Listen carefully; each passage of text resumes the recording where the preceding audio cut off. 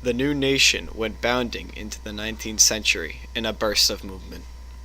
Americans from all different walks of life pushed west in search of cheap land and prodigious opportunity. Workers found themselves laboring under new, more demanding expectations for their pace of work. Better roads, faster steamboats, farther reaching canals, and tentacle stretching railroads all helped move people, raw materials, and manufactured goods from coast to coast and Gulf to Great Lakes by the mid 19th century. The movement gave rise to a more dynamic, market oriented national economy. The rise of Andrew Jackson, the first president from beyond the Appalachian Mountains, exemplified the inexorable western march of the American people.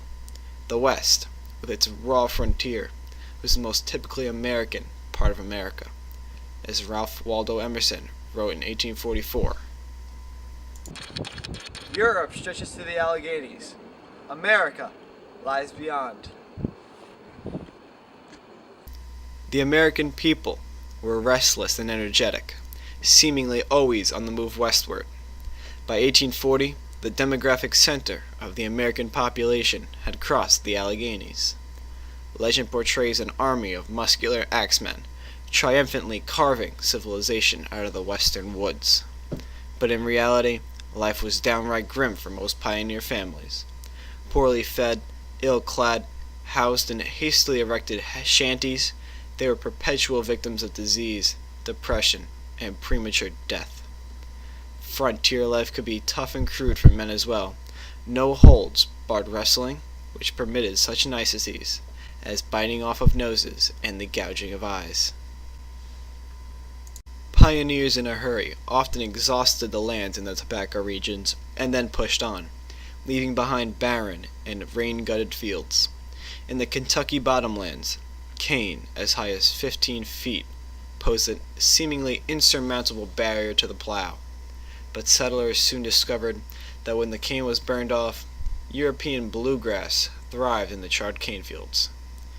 Kentucky bluegrass, as it was somewhat inaccurately called, made ideal pasture for livestock and lured thousands more American homesteaders into Kentucky.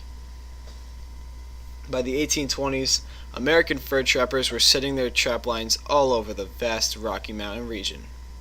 The fur trapping empire was based on the rendezvous system. Yet Americans in this period also revered nature and admired its beauty.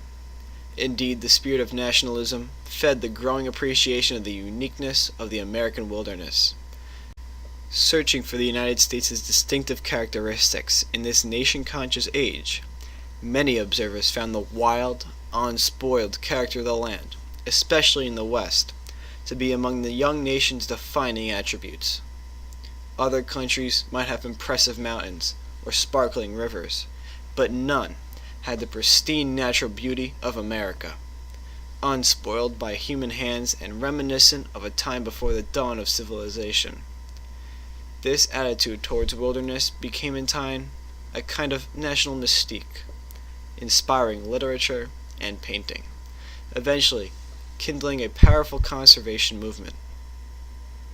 George Catlin, a painter and a student of Native American life, was among the first Americans to advocate the preservation of nature as a deliberate national policy. In 1832, he observed the Sioux Indians in South Dakota recklessly slaughtering buffalo in order to trade the animal tongues for the white man's whiskey. Appalled at this spectacle and fearing for the preservation of Indians and buffalo alike, Catlin proposed the creation of a national park. His idea later bore fruit with the creation of a national park system, beginning with the Yellowstone National Park in 1872.